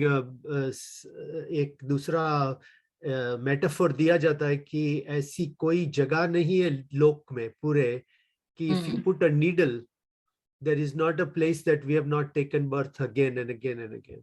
और कहते जहां आप खड़े वहां आप अनंती बार गड़े हैं. That means कि आप उस मिट्टी में कई बार अनंत बार मरे हैं वहीं पर जहां आप खड़े हैं. Every time wherever you stand. So. हाँ जी, रीता जी आ गए, महाराज साहब जी आ गए.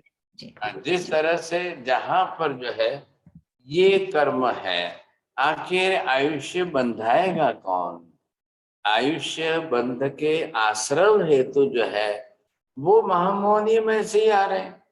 आपने तो अपना आयुष्य जो जिस तरह से जीवन जिया, अब ये 10, 20, 30, 40, 50, 60 से ऐसे करके हमारा आयुष्य तो चल ही रहा है. ये रनिंग कंडीशन है. अब ये जो रनिंग हमारा चल रहा है वो चल रहा है.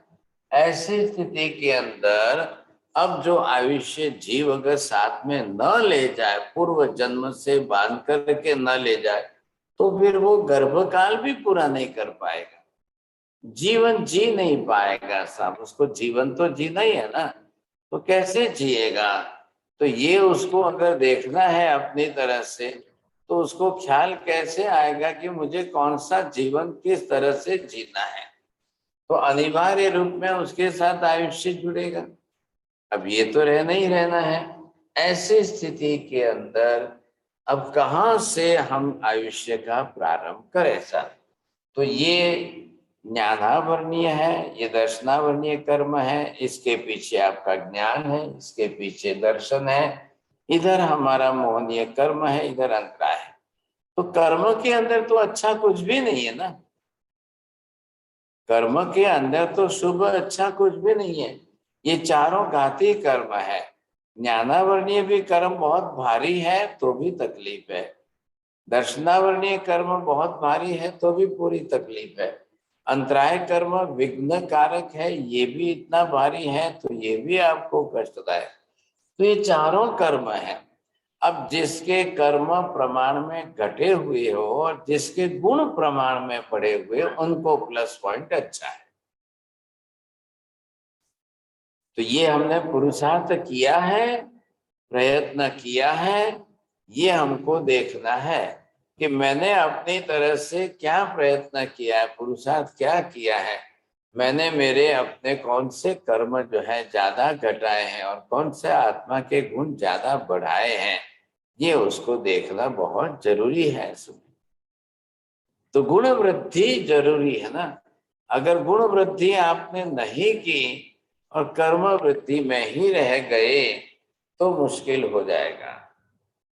क्या कर्म जो है वो आपको देखना है। अब मैं कर्म कितने बांध रहा हूं, कैसे कैसे कर्म बांध रहा हूं, किस प्रकार के कर्म बांध रहा हूं, तो वो अगर मैं देखने चलूं तब जाकर के मुझे ये ख्याल आएगा, नहीं तो मैं समझ ही नहीं पाऊंगा। यहाँ पर आप सविता जी जरा स्पॉटलाइट बोर्ड पर दीजिए ना।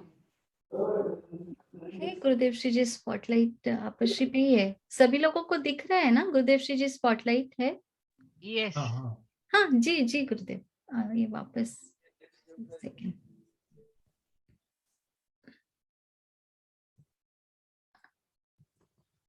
तो यहाँ पर आप देख रहे हैं कि जिस तरह से, हाँ, अब ये कर्म के आश्रय हेतु हमारे हैं।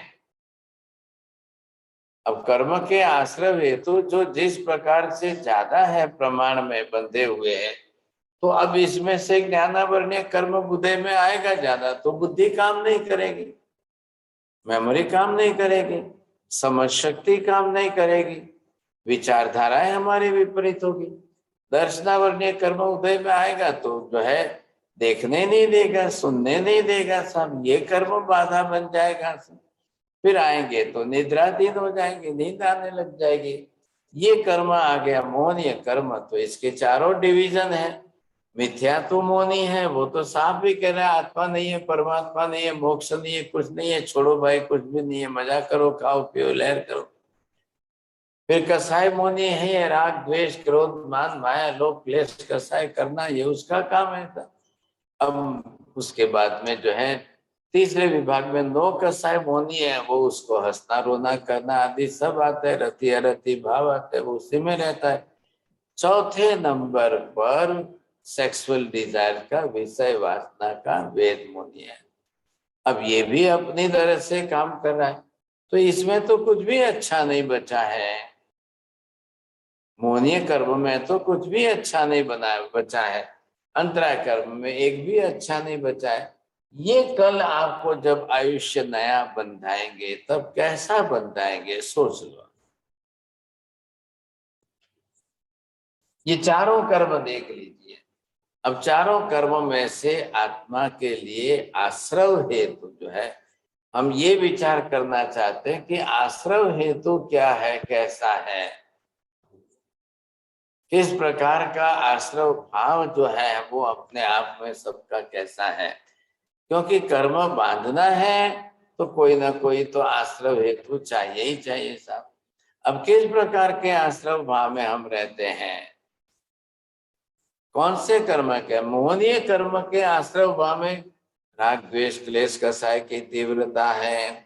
अब इधर देखिए, सबको देखना है कि आप जब यहाँ तक हैं तब ये है बचपन का काल है, अब यहाँ पर आए युवावस्था का काल है, ये आपकी प्रौढ़ावस्था का काल है, और लास्ट में आपकी वृद्धावस्था का काल है। अब जीवन की चारों अवस्थाएं अगर 100 के हिसाब से चलो तो 80 वर्ष की लाइफ का स्पान के हिसाब से चलो तो 20-20 का गैप रहेगा। अब बोलिए विजय भाई, किस उम्र में ज्यादा तीव्र कसाय होने की संभावना है? मिडिल यंग एज में। अब इनको लगता है यंग एज में, आपको जो है नवीन भाई क्या लग रहा है?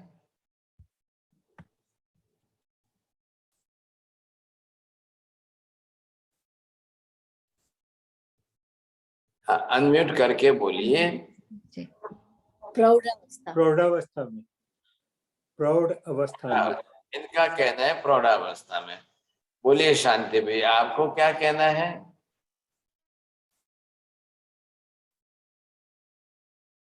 हाँ जी निखिल जी आप बोलिए। चारों अवस्था में हो सकती है तीव्रता। हाँ चारों अवस्था में, चारों अवस्था में नहीं, अब चारों अवस्था में है, कंपेरेटिवली आपको देखना है ना। बचपन तो हाँ, बचपन में यहाँ कम होगी, बट युवा प्रौढ़ और वृद्धावस्था में ज्यादा हो सकती है। हाँ, तो जब आते आते आप लास्ट में वृद्धाश्रम वृद्धावस्था में आते हो, क्योंकि एक तरफ तो रिटायर हो जाते हो, अब एक तरफ जो है आपका स्वभाव ऐसा बन जाता है कि बच्चे भी कहते हैं, बेटे भी कहते हैं, पापा प्लीज आप सब बात में मत बोलिए ना, पापा मत बोलिए आप। क्या अब बेचारे बुजुर्ग आदमी, बुढ़े आदमी हैं और सब लोग उनको निग्लेक्ट करते हैं, तो अब क्या करेंगे वो फिर?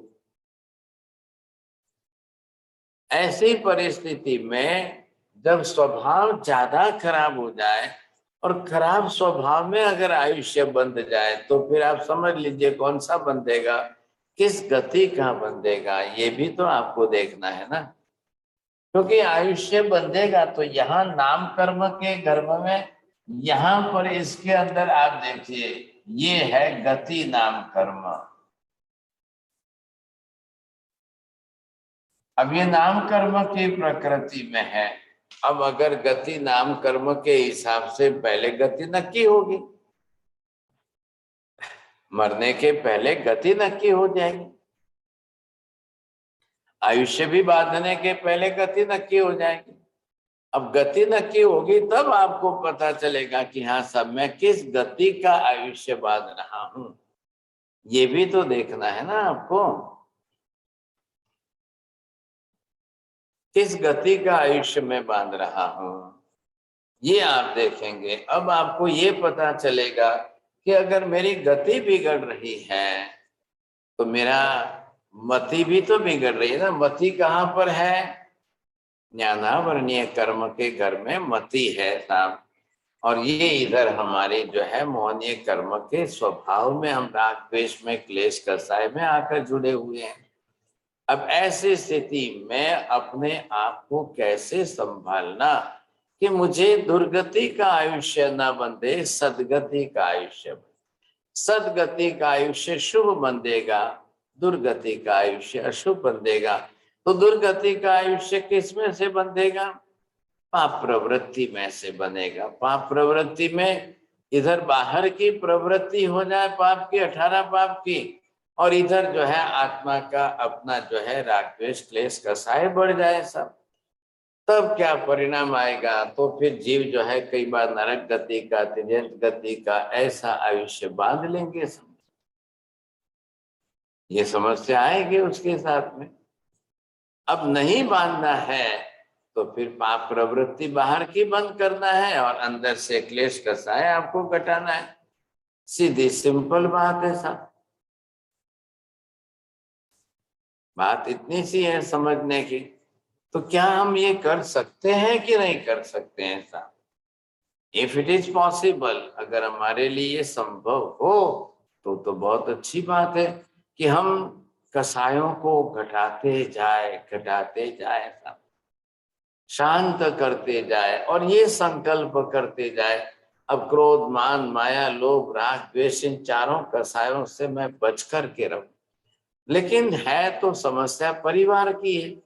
अब परिवार में किसी का पत्नी के साथ नहीं बनता है, किसी का बेटे के साथ नहीं बनता है, किसी का भाई के साथ नहीं बनता है, किसी के भाभी के साथ नहीं बनता है। तो यही तो संसार है। अब आप क्लेश कसाय में रहते हो, राग द्वेष की तीव्रता में रहते हो और वैसे ही विचार चल रहे हैं साहब। अब वर्षों से कसाय के विचार चल रहे हैं, बहुत वर्षों से राग द्वेष कसाय के विचार चल रहे हैं। तो ये तो अवस्था, अब प्रौढ़ावस्था में से वृद्धावस्था में आए तो अब आपका स्वभाव सुधरा या बिगड़ा? बोलिए कोकिलाबेन दोषी।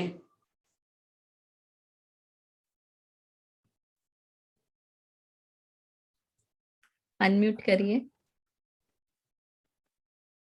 વૃદ્ધાવસ્થામાં વધારે ને વધારે રાગ દ્વેષથી વધારે કર્મ બંધાય। તો પછી શું કરવામાં છે હવે બોલો, क्या करना चाहिए आप? એટલે આગળથી આવી રીતે ચેતવાનું કે हाँ, हर परिवार में जाकर बच्चों को पूछो, बहुओं को पूछो, तो बोलता है कि पापा जो है हर बात में बोलते हैं, मम्मी हर बात में, दादी जी हर बात में। तो किसी को पसंद ही नहीं आ रहा है आपका स्वभाव। अब करना क्या साहब? और वृद्धावस्था आ गई साहब। अब एक तरफ रिटायरमेंट तो है ही, ऑफिस में से, जॉब में से आप सर्वथा रिटायर हो चुके हो, और घर में भी ये तकलीफ है। अब 24 घंटे घर में रहोगे तो आग बंद करके तो नहीं रहोगे साहब। तो बोलने की आदत जिनकी ज्यादा हो उनकी क्या स्थिति होगी साहब। जिनकी बोलने की हैबिट ज्यादा है तो वो क्या करेंगे। और फिर फैमिली में आपसे सब डिस्टर्ब रहेंगे साहब। फिर लोग बोलेंगे आपको कि पापा आप क्यों बोल बोल करते हो। फिर बोलेंगे पापा थी रे बात हो तो चलो now we will send him in the old houses, जहाँ पर ऐसी व्यवस्था वहां भेज दो। अब वहां और स्वभाव खराब हो जाएगा, आर्त ध्यान और ज्यादा आ जाएगा। अरे मैंने तो बंगला बनाया और मेरे को बेटा बाहर निकाल रहा है, समझेगी तो कितना अफसोस होगा उस समय। तो ये जो तकलीफें हैं, आज कितने परिवार हैं देख लीजिए, डाइवोर्स वाले कितने परिवार हैं जिनका नहीं बनता है, और उनके राग द्वेष बढ़ेंगे कि घटेंगे, सोचिए सब। अब ऐसी परिस्थिति सबके साथ चल रही है, कई परिवारों में, सैकड़ों परिवारों में। तो कई परिवार तो डाइवोर्स ले लिया, चलो अब तो हम छुट्टी हो गई ना, अब तो कोई तकलीफ नहीं है। अबे यार डाइवोर्स नहीं भी लिया है तो बेटा है, नई शादी करके आया तो वो जाकर अलग रहने लग गया है, तो उसकी बात अलग तरीके से आप देख लो। तो ये तो होना ही होना है सबके लिए। ऐसी स्थिति में क्या कर सकते हैं बोलिए। अब हम आश्रम हेतु लिखेंगे सबके नेक्स्ट टाइम नेक्स्ट क्लास के अंदर, इन आयुष्य कर्म के चारों गतियों के आयुष्यों का जो है आश्रम हेतु लिखेंगे साहब। कौन सा जीव किस प्रकार का आयुष्य बांधता है।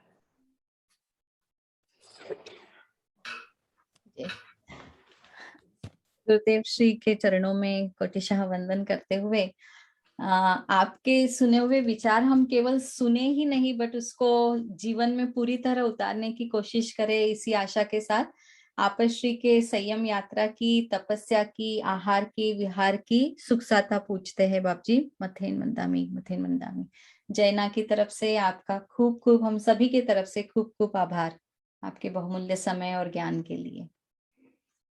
साहेब जी सुख शाता मरे जो मथेण वंदामी। और्यन्ताणं नमो सिद्धाणं नमो हरियाणं नमो वज्रायाणं नमो लोये सर्वसाहुणं एषो पंच नमोकारो सर्वपापप्रणाशनो मंगलानं च सर्वेसिं परमं हवै मंगलम्। मंगलम भगवान वीरो मंगलम गौतम प्रभु मंगलम स्थूलिभद्राद्या जैन धर्मोस्तु मंगलम। चत्तारि मंगलम अरिहंता मंगलम सिद्धा मंगलम साहु मंगलम केवली पन्नतो धम्मो मंगलम। चत्तारि लोकोत्तमा अरिहंता लोकोत्तमा सिद्धा लोकोत्तमा साहु लोकोत्तमा केवली पन्नतो धम्मो लोकोत्तमो। चत्तारि शरणं पवज्जामि अरिहन्ते शरणं पवज्जामि सिद्धे शरणं पवज्जामि साहु शरणं पवज्जामि केवली पन्नतं धम्मं शरणं पवज्जामि। सर्वमंगल मांगल्यं सर्वकल्याणकारणं प्रधानं सर्वधर्माणां जैनं जयति शासनम्। धर्म लाभ सबको। धिक्कार वंदना सब।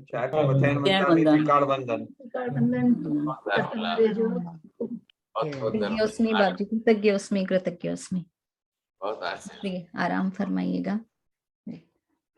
पधारे सभी का भी मैं अभिनंदन करती हूँ। आप सब प्रवचन सुनने के लिए आए, आपने क्वेश्चंस भी पूछे और बहुत ध्यान से गुरुदेव श्री जी को सुना, इसलिए जैना की ओर से आप सभी का बहुत बहुत धन्यवाद। और अगले टाइम अगेन सेम टाइम पे सैटरडे प्रवचन होगा। सारी रिकॉर्डिंग्स जैना के वेबसाइट पर भी है तथा यूट्यूब पे भी मिल जाएगी। एंड क्वेश्चन आप अगर मुझे भेजना चाहे पहले से तो बहुत अच्छी बात है, बट अगर नहीं तो अगर आप टाइम पे आके और अपने क्वेश्चन पूछे तो ज्यादा अच्छा होगा, ताकि हम ओवर टाइम नहीं जाए, प्रवचन टाइम पे शुरू हो जाए। तो 10:30 बजे ईस्टर्न टाइम पे क्वेश्चन आंसर शुरू हो जाते हैं, अगर आप उस टाइम पे क्विकली ज्वाइन कर सकते हैं। अगले टाइम की गुरु वंदना के लिए अगर किसी को वॉलेंटियर करना है तो मुझे नाम भेज दीजिए, या फिर यहाँ पे अभी तुरंत नाम लिख सकते हैं ताकि मैं लिख के रख लूं अपने पास, और आप फिर अगले टाइम पे गुरु वंदना कर सकते हैं। यही। और मैंने जो भक्तामर के क्लासेस का शुरू इस ट्यूसडे से शुरू होने वाले हैं क्लासेस, तो अगर किसी को ज्वाइन करना है तो वो मुझे कांटेक्ट कर सकते हैं। हम लोगों ने जैना के न्यूज़लेटर में भी वो लिंक दी हुई है फॉर भक्तांबर क्लासेस। ओ अच्छा, डाल दी क्या? अच्छा, जैना के न्यूज़लेटर में भी फिर वो लिंक है जहां पर मेरी क्लासेस के बारे में लिखा गया है, तो अगर वहां से आपको करना है तो आप कर सकते हैं। वेबसाइट पे थैंक है यू। उसकी लिंक, भक्तामर क्लासेस की वेबसाइट पे है। That I will add by Monday. Okay okay, thank you Dhiman भाई जी। तो सविता जी, वो भक्तामर के क्लास से वो गाथा और वो सूत्र का महत्व है, या हाँ, पहले तो शुद्धता से पढ़ना सिखाऊंगी, ग्रामर के साथ सिखाती हूँ मैं, संस्कृत ग्रामर के साथ।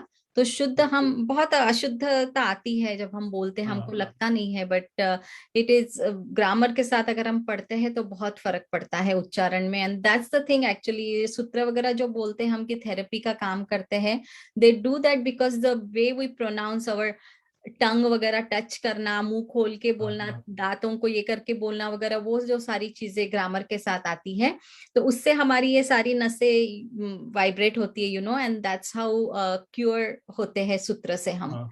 सो that's the reason behind it. तो उसके साथ मैं शुद्धता से एक एक शब्द को शुद्धता से पढ़ना, उसका मीनिंग पूरे सूत्र का बताती हूँ, and then we repeat like maybe maximum 2 or 3 गाथाज इन 1 क्लास, ऐसे होता है। आप सभी को रिपीट करने लगाती हूँ, मैं रिकॉर्डिंग्स भेजती हूँ, मेरी 1 हफ्ता पूरा होता है, उसमें आप लोग प्रैक्टिस करते हो, and then you give that gatha to me for the next class, to the next class, and then हम आगे बढ़ते रहते हैं इस तरह से। पूरा हफ्ता है, एवरीडे है वो क्लास? नहीं, वंस अ वीक ही होगा क्लास तो। जी जी, आपके हाँ, पास पूरा हफ्ता है प्रैक्टिस करने के लिए। हाँ, ठीक है, चलिए, सविता अगर जी, इंटरेस्ट आपको है तो तो मालूम बताइए। ही होगा कि एक इंडिया में, मतलब महाराष्ट्र में ही एक जैन करके डॉक्टरेट किया है और रिसर्च किया भक्तामर में, और डॉक्टर एक मंजू गाथा उन्होंने प्रिस्क्रिप्शन द्वारा की है कि जैसे कोई कैंसर हो तो ऐसा ये गाथा करनी चाहिए। तो you might be already knowing something that's there, but the way we say it, that's the main thing. सिर्फ बोलने से नहीं, अगर हम शुद्धता के साथ भी अगर कोई है बताने वाला तो बहुत अच्छी बात है, सीखना चाहिए, बट अदरवाइज भाव के साथ जो भी हम करते हैं, श्रद्धा के साथ, वो डेफिनेटली भगवान तक पहुंचता है। विजय भाई, आप निकुंज भाई की बात कर रहे हैं? निकुंज गुरु? नहीं, एक लेडी है डॉक्टर मंजू नाम है उनका, मंजू जैन। जैनी है, लास्ट नेम जैनी है मेरे जैन लगाते, मंजू जैन, वो करते हैं, शी डज भक्तामर हीलिंग करते हैं। और उनका मतलब दे हैव अ थेरेपी, एक क्लिनिक है उनकी जहाँ पे ये करते हैं। जी, thank you everybody. Okay, thank you. I'm ending. Jai Jinendra. Thank you Dhimendra. Thank you Savita ji. Jai Jinendra.